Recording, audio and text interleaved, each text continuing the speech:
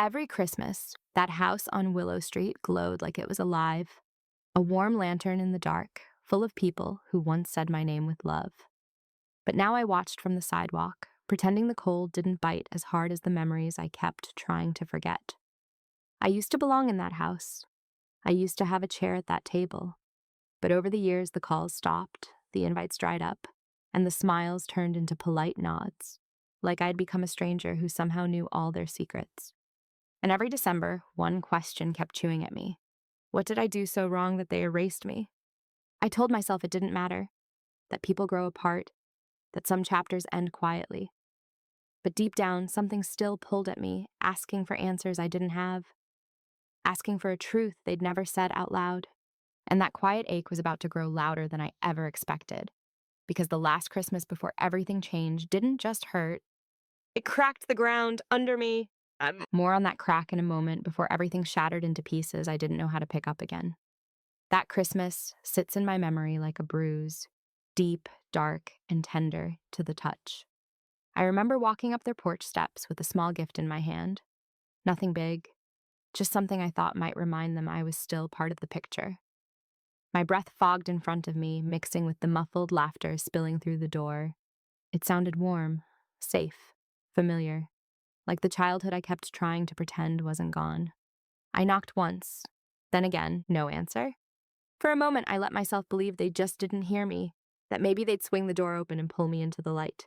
But when the door finally cracked open, it was my mother, face tight, voice soft in the worst way. "Now's not a good time," she whispered, as if I were a secret she didn't want anyone inside to see. Then came the word that hit harder than the cold. Just a neighbor. That moment didn't just hurt, it rewrote something inside me, and the fallout from that moment followed me long after the door closed. But it wasn't the end. Not even close, the walk home with the unopened gift felt heavier than anything I'd carried all year. I didn't even unwrap it, didn't toss it. I just held it like proof that I'd tried, one last attempt to step back into a life that no longer had space for me. The streets were quiet, snow gathered on the edges of my sleeves. I remember thinking how strange it was that a night could look so peaceful while I felt so cracked open inside. Every step away from that house made the truth clearer.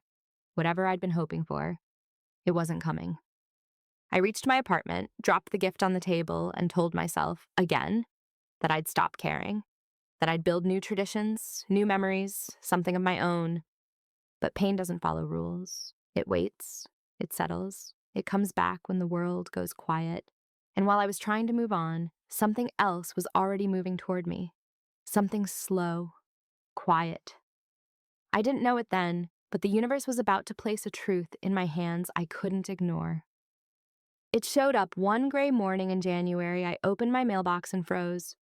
Sitting there, among bills and ads I didn't want, was an envelope that felt wrong. No return address, no stamps except the essentials, just my full name, written in handwriting that made my stomach twist. It looked like a memory, familiar, steady, slightly slanted. I turned it over in my hands, half expecting it to vanish. Hardly anyone mailed me anything. No birthdays, no holidays, not even those thinking of you cards people send when they're feeling polite.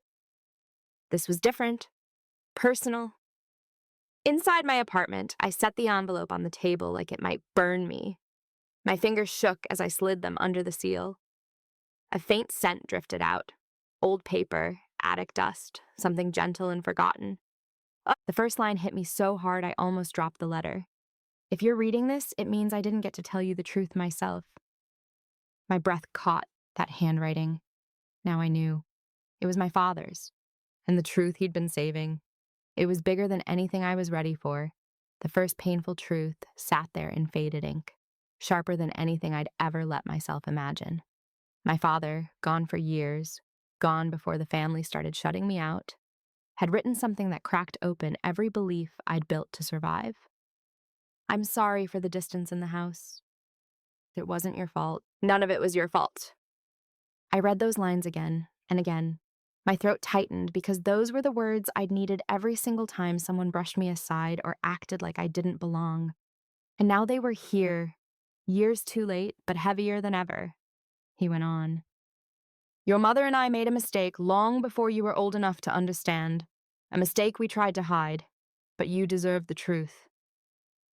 My pulse kicked. What mistake? What truth? Then the next line pulled the air straight out of my chest. You are not your mother's child, not by blood. My whole world tilted. Everything I thought I knew, wrong. Everything I'd blamed myself for, misplaced. But this was only the start. The letter held more: names, places, clues. And the first name changed everything. The woman named Elena Ward appeared in the next paragraph like a ghost, stepping out of smoke. My father wrote her name with care, almost like he was afraid it would be the last time anyone ever saw it. She loved you from the moment she held you, he wrote. She never wanted to leave you.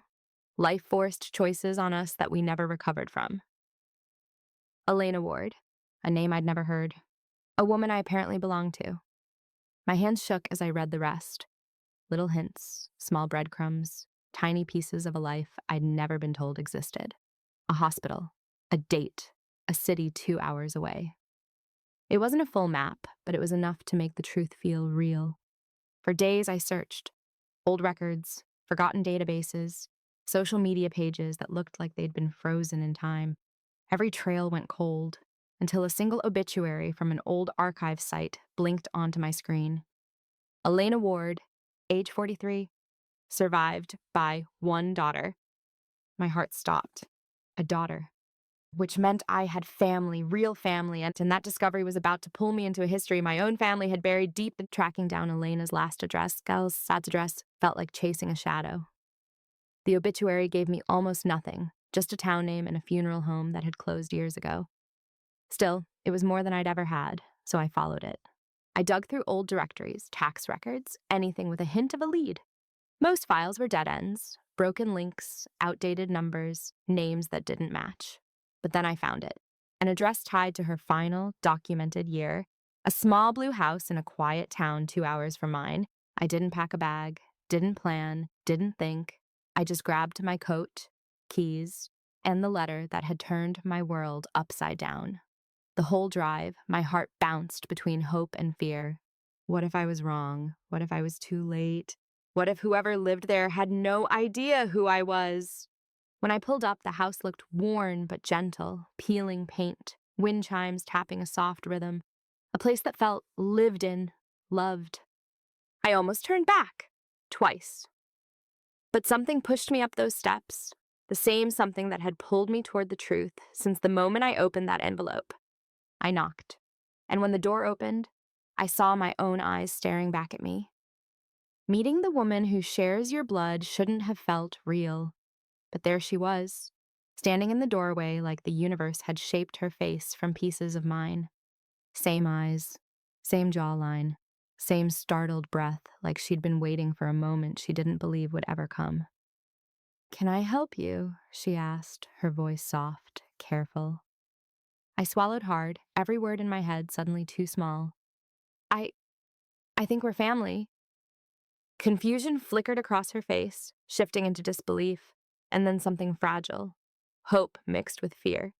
Without another question, she stepped aside and let me in. Her living room felt like stepping into a memory I never lived. Photos lined the walls, most of them of a woman who looked warm enough to calm storms.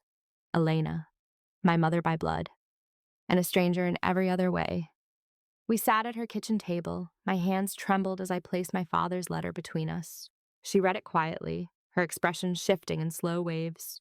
Shock, anger, grief, recognition. Then, with a voice that cracked in the middle, she whispered, "They took you from her, and from me." My chest tightened, because the next thing she said didn't just hurt, it rewrote everything. "I've been searching for you for years." And she had proof. A shoebox she slid across the table. The shoebox of memories Elena saved sat between us like a heartbeat. Old, dented, held together with a single stretched rubber band, like it had been opened and closed 1,000 times by hands that couldn't let go. "She kept everything," my cousin said, her voice barely above a whisper. I slid the lid off. Inside were pieces of a life I never knew was mine. A newborn photo of me in Elena's arms, her smile wide, soft, proud. a hospital bracelet with my name, a discharge form with hers, little notes written in quick handwriting, moments she must have grabbed before they slipped away. Each item felt like a small rescue, proof that she hadn't forgotten me, proof she hadn't walked away. She wrote letters she never sent, my cousin said, pushing a small stack toward me. She wanted you to have these someday, when it was safe. Safe. That word hit strangely. Safe from what? Safe from who? My cousin's eyes filled with something sharp. Our mother, your adoptive mother, was afraid Elena would take you back. She said another scandal would ruin the family, so she cut her out, completely. The air left my lungs, not just because of what happened to me, but because of what Elena had lost. And then my cousin reached into the box one last time. There's something else you need to see, she whispered. An envelope, addressed to both of us, in my father's handwriting. The will that reveals everything was inside that envelope, folded with a kind of care that made my chest tighten. My cousin and I sat shoulder to shoulder as I opened it, both of us bracing for whatever truth had been kept from us for so long. Inside wasn't a letter. Not this time. It was a copy of my father's will. Pages thin as dried leaves, ink faded at the edges, but the meaning, heavy, clear, unavoidable. Right there in the section listing heirs were two names. Mine and my cousin's. Not my adoptive mother, not my siblings. U.S. A family tied by a secret that someone had worked very, very hard to bury. My cousin covered her mouth. I just stared, trying to understand how much of my life had been shaped by choices I never knew existed. Then I noticed something taped near the bottom, a small handwritten note from my father. If they hide the truth, this will reveal it. A shiver ran through me. They. He didn't say she, he didn't say your mother. He said they. How many people had been in on this? How many had watched me grow up without saying a word? And there was one last name he left us with. A person who supposedly knew everything. Carter Mills, my father's old attorney. We have to find him, my cousin whispered. And deep down, I knew she was right. He was the missing piece, the key to the whole story. Meeting Carter Mills and unlocking the final message felt like stepping into a chapter my father had written years before I ever knew I'd need it. His office sat on a quiet corner downtown, the same brass plaque on the door, the same blinds half closed like they were hiding old stories. When my cousin and I walked in, Carter looked up, and something softened in his eyes. Not surprise, not confusion, more like relief. I wondered when you'd come, he said, standing with a slow, steady breath. He locked the door behind us. That sound, soft but certain, made my pulse thump in my ears. Without another word, he walked to a small safe tucked behind his desk. His hands didn't shake, but there was a heaviness to the way he turned the dial. This, he said at last, placing a small flash drive on the table, is your father's final message. He recorded it weeks before he passed. My cousin's fingers brushed mine, both of us holding on like we needed the anchor. When the screen lit up and my father's tired face filled the room, my throat closed. He looked older than I remembered, shoulders slumped, eyes carrying years he never shared. I'm sorry, he said, for the lies, for the hurt, for letting fear shape the people you trusted most. Then he looked straight into the camera, straight at us. And if you're watching this, it's time to go home. The weight of those words settled deep, because he didn't mean visit, he meant confront. And Christmas Eve was coming fast. Preparing to face the family on Willow Street wasn't just stressful. It felt like walking toward a storm I'd spent years trying to outrun. My cousin and I spread everything on my living room floor. The letters, the photos, the will, the flash drive. Every piece of truth we had. Every piece they tried to hide. We're not going there to fight, I said, though my voice shook. We're going to tell the truth. My cousin nodded, but I could see the fear under her calm. What if they don't want to hear it? I didn't have an answer, but my father's message echoed in my head. It's time to go home. So we packed the box, double-checked the prints, rewatched the video until the words felt carved into us. Every step made my heart race, but backing out never felt like an option, not anymore. By the time we got in the car, the sky was already dimming, the kind of winter evening where the world feels quiet and tense, like it's holding its breath. And when we turned onto Willow Street, everything looked exactly the same. The lights, the laughter, the life I'd been shut out of. My cousin touched my arm. "Are you ready?" I wasn't, but I opened the door anyway, stepping onto the porch, and the moment the door opens felt like replaying a nightmare. Only this time, I wasn't alone. My cousin stood beside me, holding the box of truth like a shield. Warm light spilled through the windows. Shadows moved inside. Forks clinked. Laughter rose and fell in waves. I knocked, not a timid knock, not a hopeful one. A steady, clear sound that said, "I'm done being erased." The laughter inside softened, then faded. Footsteps approached. The door swung open, wide this time, and the room behind my mother froze. Every face turned toward us. My siblings stared like they were seeing someone they'd buried years ago. My mother tried to smile, but it cracked before it fully formed. Why, why are you here?" I stepped aside so she could see my cousin. Her eyes went wide, recognition hitting her like a shove. "We came to return something," I said. "The truth." The air shifted, the kind of shift that makes everyone hold still, as if the walls themselves are waiting. I carried the box inside and set it gently on the dining table. Every eye followed it, then followed me. And for the first time in years, I didn't lower my gaze. Because the truth was finally in the room, and nothing could stop what was coming next.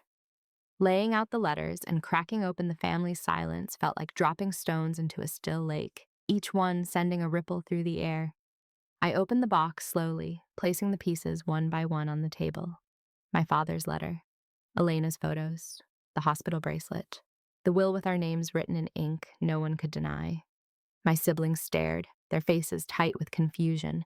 My brother's jaw clenched like he wanted to say something but couldn't. My sister looked between me and the papers like she was trying to solve a puzzle that didn't fit the picture she'd been handed her whole life. But my mother, she didn't touch anything, didn't speak, didn't blink. She just stared at the photo of Elena holding me, her fingers trembling at her sides, like she already knew the truth and had prayed it would never resurface. My cousin stepped forward, voice steady but soft. "You didn't protect this family. You erased us." The room went silent, heavy. No one moved. Then, with a breath that broke something in the air, my mother whispered, "I was afraid. If the truth came out, I thought I would lose everything." I looked at her. "You didn't lose everything. You threw it away." The words hung there, sharp, honest, and the biggest reveal was still waiting just outside the door. Carter arrives with the final message just as the weight of the truth settled over the room like a storm cloud ready to break. I walked to the doorway and gave a single nod. My signal. My cousin squeezed my hand, bracing herself. My siblings looked around in confusion, not understanding what else could possibly be coming. And then he stepped inside. Carter Mills, my father's old attorney, a man who had carried a piece of my life in silence for years. The moment my mother saw him, her composure shattered. Her eyes widened with a fear that wasn't loud, but deep. The kind that comes only when someone realizes the last hidden door is about to be opened. Carter set the flash drive on the table like it was more fragile than glass. "I have something your husband wanted your whole family to see," he said. My siblings turned pale. My brother looked at my mother, silently demanding answers she didn't have the strength to give. My sister whispered, "What's happening?" But no one answered. Carter plugged the drive into the TV. The screen lit up, a black frame. Then my father's face appeared, older, tired, but unmistakably him. My mother collapsed into a chair. My siblings froze, and the room held its breath. My father began speaking, not with anger, not with blame, but with the exhaustion of a man who had carried regret like a second heartbeat. "I made mistakes," he said. "I let fear guide the people you trusted most. And if you're watching this, it's time to bring everything into the light." My cousin gripped my arm. My mother started to cry. My siblings couldn't look away. The dam had broken, every buried secret rushing to the surface. And the video wasn't finished yet. The father's final confession begins with a long, shaky breath, one that made everyone in the room lean closer, like the truth itself was pulling us forward.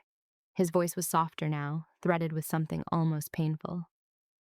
"I should have told you while I was still here," he said. "You deserved more than silence. You deserved more than fear." My mother covered her mouth, shoulders shaking. My siblings stared at her like they were seeing a stranger. My cousin and I exchanged a look, our hearts pounding in the same rhythm. On the screen, my father continued. "When Elena came to me, she wasn't angry. She was scared. Scared that the family would tear itself apart if the truth came out. Scared of what your mother might do. Scared of losing the only child she ever wanted." My cousin inhaled sharply. My mother squeezed her eyes shut. My father went on. "I made a choice. One I regret every single day. I agreed to hide what happened. I agreed to pretend everything was fine, even though it wasn't. But I did it because I believed, wrongly, that it would protect everyone." The room felt colder. He wasn't just revealing facts. He was unraveling years of silence. "I never meant for you to feel unwanted," he said, looking straight into the camera. "And I never meant for your sister, your real sister, to grow up believing she'd lost you forever." My cousin's hand trembled in mine. "And to your mother," he said, voice tightening. "If you're watching this, I need you to hear me. You didn't protect the family. You fractured it." My mother flinched like the words hit her physically. "But it's not too late," he said. "If you choose honesty, if you choose them, both of them, you might still rebuild what you broke." The screen flickered. The video wasn't over, but everyone felt the shift, like the truth had tilted the entire room. My father leaned closer, almost filling the screen. "And if they're standing in the house right now, let them stay. Let them speak. Let them finally belong." Silence dropped like a curtain, and then the screen cut to black. The family's explosive reaction to the video arrived the second the screen went black. It didn't come as one sound, but a cascade. Sharp breaths, choked sobs, whispered questions slamming into each other like hail. My mother was the first to speak. Her voice cracked down the middle. He didn't understand. He was sick. He didn't know what he was saying." My cousin's chair scraped back hard. He knew exactly what he was saying. My siblings sat frozen, staring at the blank TV screen as if it might turn back on and explain everything again, slower this time, so their world could catch up. My brother finally spoke, voice small. "You mean Mom lied for years?" She looked at him, eyes wide and wet. "I did what I had to do. You don't understand what people were saying back then. You don't know what it was like." But he shook his head. "Then explain it, because nothing makes sense anymore." The words hung thick in the air. Everyone was waiting, dreading what she would say next. My mother pressed her hands together, knuckles white. "Your father wanted to keep Elena quiet. He thought it would protect us. But when I saw how close he was getting again, when I realized she still loved him, I panicked." My sister whispered, horrified. "Mom, what did you do?" My mother swallowed. Then the truth she'd avoided for decades slipped out anyway.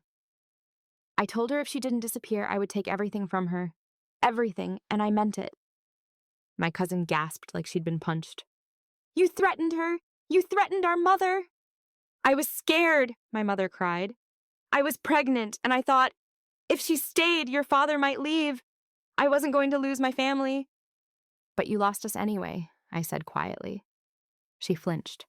My siblings stared at her like they were finally seeing the cracks. The desperation, the fear, the selfishness behind every choice. The room pulsed with tension.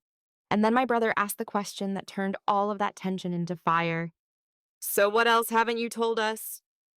My mother went pale. And Carter, who'd been quietly observing the storm, stepped forward with one more truth none of us saw coming.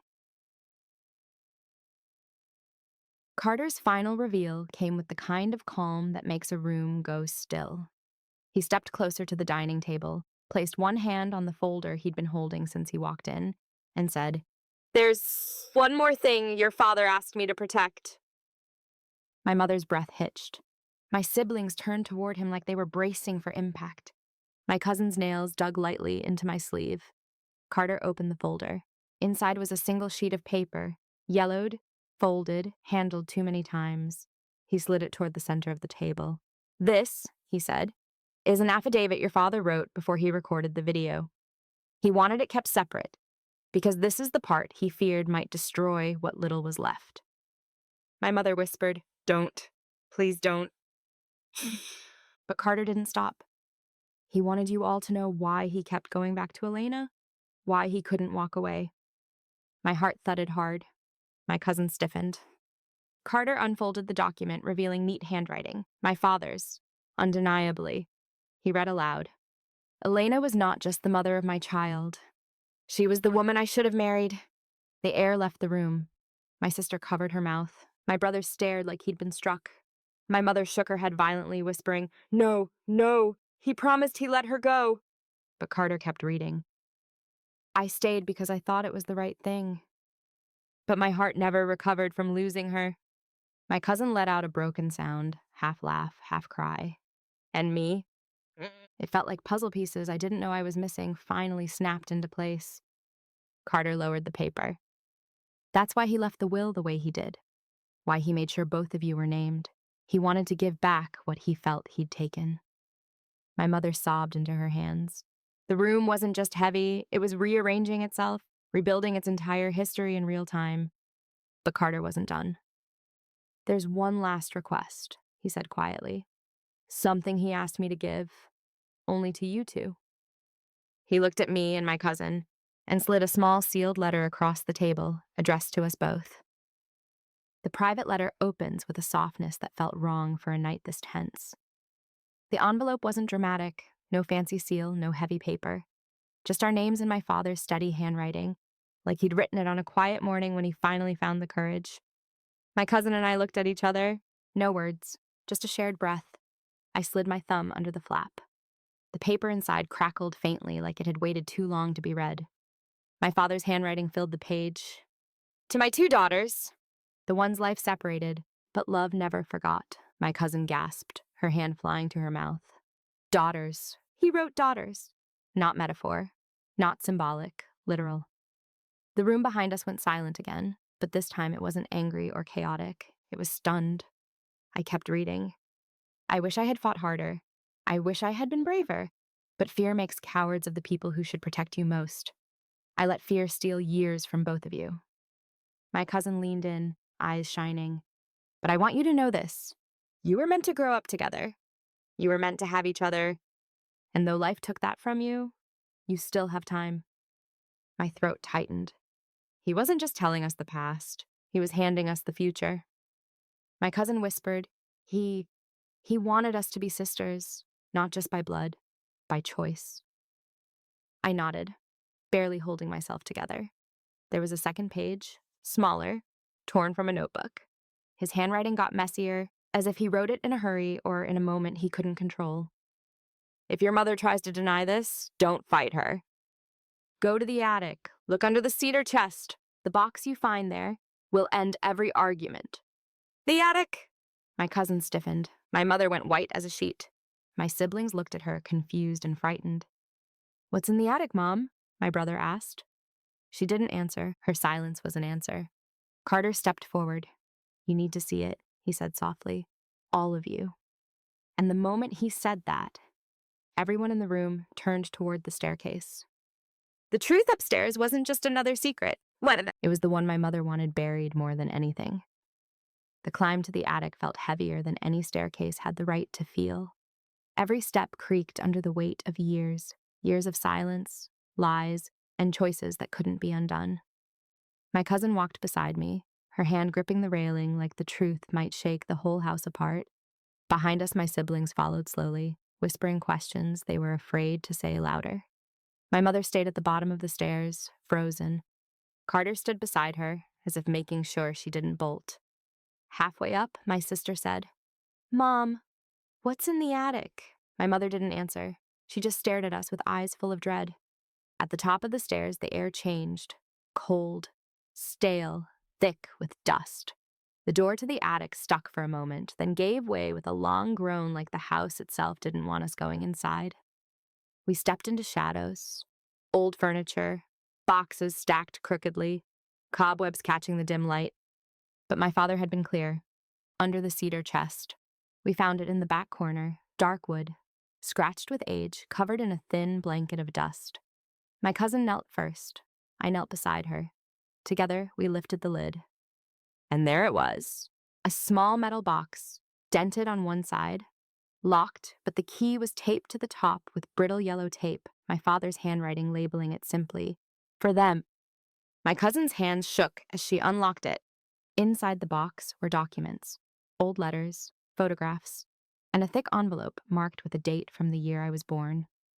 My sister leaned over my shoulder, eyes wide. What is all this?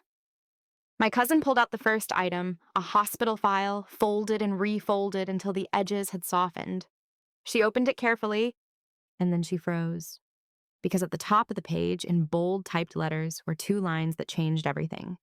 Mother, Elena Ward. Father, James Hartley.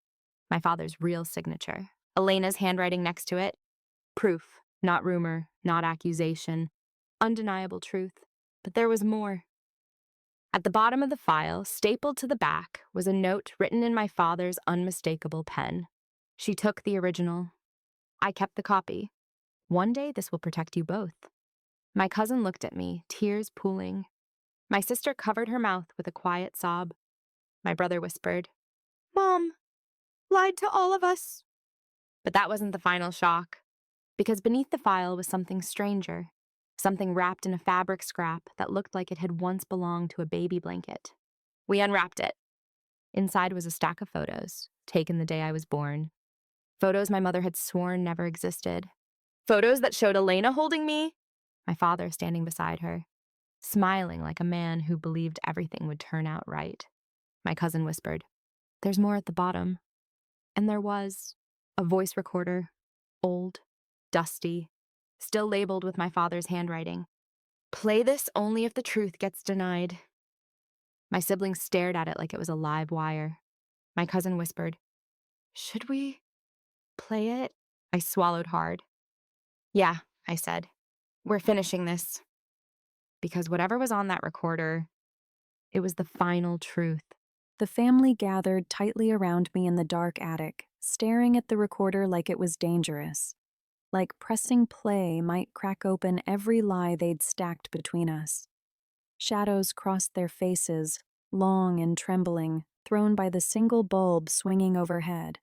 No one breathed. No one dared to. My mother stood the farthest back, arms wrapped around herself like she was trying to hold her ribs in place. My siblings hovered near the hatch, as if they weren't sure whether to stay or run. My cousin stood beside me, jaw clenched, one hand steadying the recorder like she already knew this moment wasn't just about truth, it was about accountability. I looked at all of them, then pressed play. A soft crackle. Then my father's voice filled the attic, low, calm, impossibly alive. "If you're hearing this," he said, "it means the truth finally found its way home." My sister gasped. My brother's face dropped into his hands. My mother closed her eyes like she'd been bracing for a blow she'd spent years pretending wasn't coming. My father continued, "I know what this family became when fear took the wheel. I know who paid the price. And I know who suffered in silence. I can't change what happened, but I can make sure the truth isn't buried with me." His voice wasn't angry. That somehow made it worse. It was the voice of a man who had lived with regret, knowing he'd stayed quiet too long. He went on, "Elna was not the enemy. She was a mother who loved fiercely. And when she was pushed away, a part of me broke too. I let fear win. I let others make decisions I should have fought harder against. And my daughters paid the price. My cousin swallowed hard. My mother's breath hitched, sharp and ugly. Then he said the line that made everyone freeze. "Whoever turned my daughter away, you didn't protect this family. You fractured it." The attic tightened, like the air itself recoiled. My mother opened her mouth, but no words came out. My siblings stared at her, the shock sinking into their skin like cold water. My father didn't soften his next words. Fix this. All of you. Because one day, you'll have to answer for the way you treated the people who loved you the most. The attic fell silent except for the recorder's faint hum. When the message ended, no one moved. The bulb above us flickered once, like even it wasn't sure how to handle the room's weight. My mother finally whispered, "I was scared. I was so scared she'd take you away. I thought I was doing what was right." I felt my cousin stiffen beside me. I said quietly, "You didn't lose me because of Elena. You lost me because you pushed me out." Tears welled in her eyes, and for the first time, she didn't hide them behind anger or pride. "I don't deserve forgiveness," she whispered. And maybe she didn't. Not yet, but I wasn't here for revenge. I was here for truth. I reached for the last folded page in the envelope, my father's handwritten instructions, sealed for me and my cousin. "We decide what happens next," I said. "Not the past, not fear, us." My siblings stepped forward, unsure, trembling, but wanting to bridge the gap they never understood. The attic didn't feel dark anymore. It felt honest. I took a slow breath. "We're going downstairs," I said. "We're going to talk like a family for the first time in years. No secrets, no lies, and whatever this becomes, it starts tonight." My cousin nodded. My siblings nodded. Even my mother nodded, wiping her face with shaking hands. We descended the ladder one by one, carrying the letters, the will, the recorder, and the weight of generations behind us. But for the first time, we weren't walking apart. We were walking toward something new. And that night, under the soft glow of Willow Street's Christmas lights, our family didn't fall apart. It finally began, and that's how everything changed in the attic on Willow Street. Not because the past suddenly healed, not because the answers were simple, but because, for the first time, the truth finally had a voice. We didn't walk away perfect that night, but we walked away together. And sometimes that's enough to start rewriting a family. If this story meant something to you, if it pulled you in, hit a nerve, or made you feel a little less alone, do me a favor and tap the like button. It tells YouTube this story mattered. And if you want more stories like this, stories with heart, mystery, tension, and endings that make you breathe a little deeper, make sure you subscribe and turn on notifications so you never miss the next chapter. Thank you for listening. Take care of yourself and the people who choose to stay. I'll see you in the next story.